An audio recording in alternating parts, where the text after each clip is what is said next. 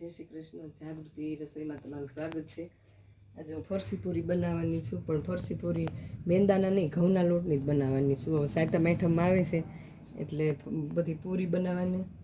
આ તમે સાતમ આઠમ બનાવજો અને હું ઘઉંના લોટની બનાવું છું. એમાં મીઠું નાખું છું સ્વાદ પ્રમાણે 2 ચમચી અને 2 ચમચી જીરું અને તીખા વાટેલા છે 2 ચમચી તીખા.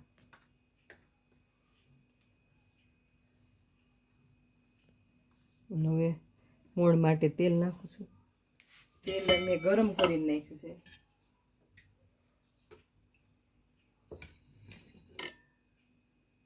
તેલ આમાં છે ને આપણે મેંદા કરતાં થોડુંક વધારે નાખવાનું. ઘઉંનો લોટ છે ને, મુઠ્ઠી પડતું ગરમ તેલ નાખવાનું.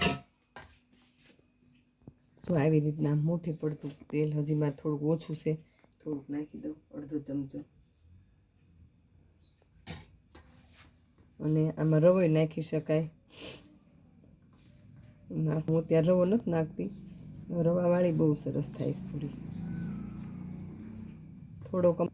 થોડોક અમથો અડધી વાટકી તમે રવો નાખો ને તો બહુ સરસ થાય પૂરી. જો આવી રીતના આ મુઠ્ઠી પડતું ખોલવાનું. હવે હું આને લોટ બાંધું છું ને, એમાંય સહેજ મેં અવશેકું પાણી ગરમ કર્યું છે.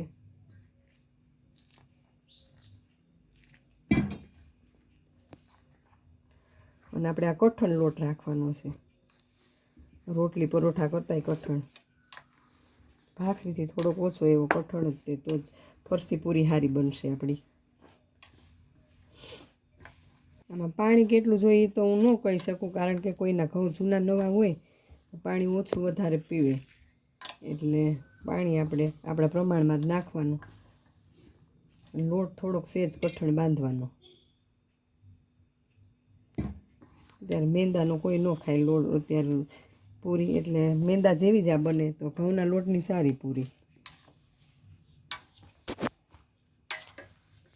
જો આવી રીતના મેં લોટ બાંધી નાખ્યો છે અને હું હવે 5 મિનિટ લોટને રહેવા દઉં. અને ત્યાં સુધીમાં હું તેલ ગરમ મૂકી દઉં. 5 મિનિટને રેસ્ટ આપું. આ મૂકી દઉં છું 5 મિનિટ.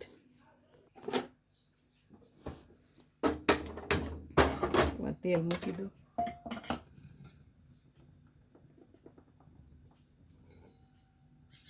ધીમા ગેસે તેલ મૂકીને ત્યાં પૂરી વળું ત્યાં તેલ આવી જશે.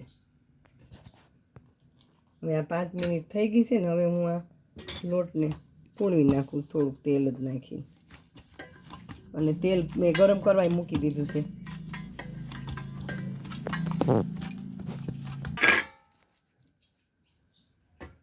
પૂરીને લોયા કરી નાખું. જાઉં લોવા કરી નાખું. હવે જા પૂરી વણી નાખું. પૂરી સહેજ અમથી જાડી રાખવાની, બહુ પતલી નહીં રાખવાની. અને વણીને પૂરીને ચપ્પુએથી આ પાડી દેવા નાખા, એટલે ફૂલે નહીં. આવી રીતના બધી પૂરી આપણે વણી નાખીએ.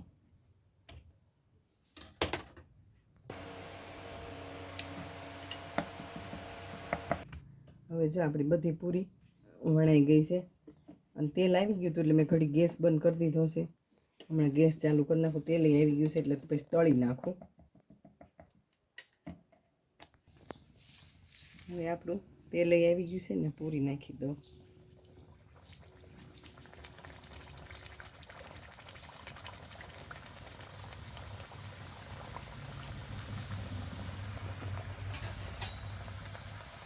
ધીમા ગેસે તળવાની, એટલે સરસ અંદરથી થઈ જાય ક્રિસ્પી.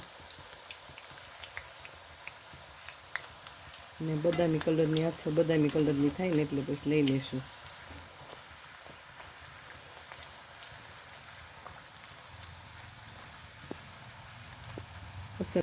અસલ આ મેંદા જેવી જ થશે. મેંદાની પૂરી હોય ને એવી જ બનશે. ગેસ એ ધીમો છે ને, આપણી આ પૂરી તળાવ આવી છે. તેલ સારું આવી ગયું હતું.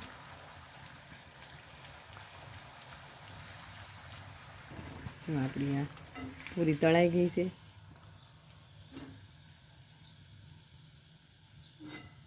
જો મસ્ત મેંદા જેવી જ થઈ છે સફેદ.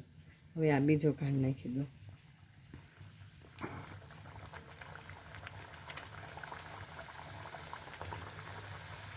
આ બાળકોને નાસ્તામાં આપી શકાય. મેંદો નથી, ઘઉંની જ છે, એટલે બાળકો ખાઈ શકે. નાસ્તામાં લંચ બોક્સમાં આપી શકો તમે.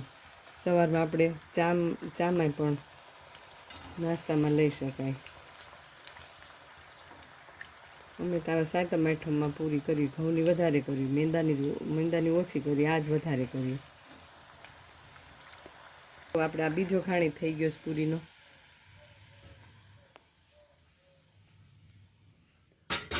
હવે અત્યારે આ ત્રીજો ખાંડ નાખી દો.